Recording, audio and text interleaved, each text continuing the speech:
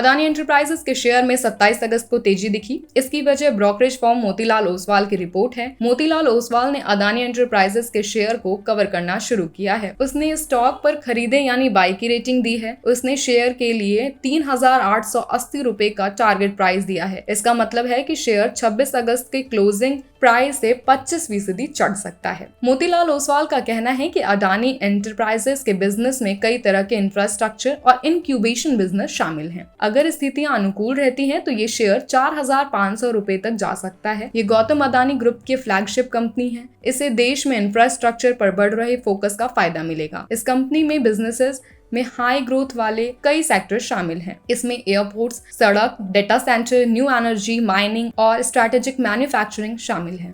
अडानी समूह में कई बड़े प्रोजेक्ट्स और ऑपरेशन की स्थिति में आ रहे हैं। इसमें नवी मुंबई इंटरनेशनल एयरपोर्ट शामिल है।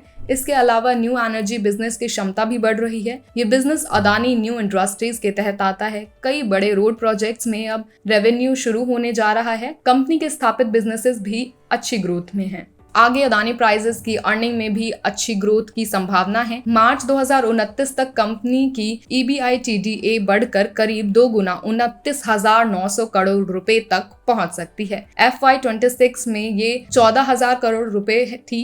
मोतीलाल ओसवाल के एनालिस्ट ने ये अनुमान जताया है कि ब्रोकरेज फर्म का कहना है कि अडानी एंटरप्राइजेस को अपने इंक्यूबेशन मॉडल का भी फायदा मिलेगा। इंक्यूबेशन मॉडल के तहत नए बिजनेसेस को सपोर्ट और डेवलप करती है। बाद में ये बिजनेसेस स्टैंडअलोन ग्रोथ के प्लेटफॉर्म बन जाते हैं। इसका मतलब है कि कंपनी कई सेक्टर्स में नए मौके का फायदा उठाने की स्थिति में है। 27 अगस्त को अडानी एंटरप्राइजेस का शेयर 11:15 बजे 1% चढ़कर 3,143 रुपए पर चल रहा था। बीते एक साल में ये शेयर करीब 70% चढ़ा है।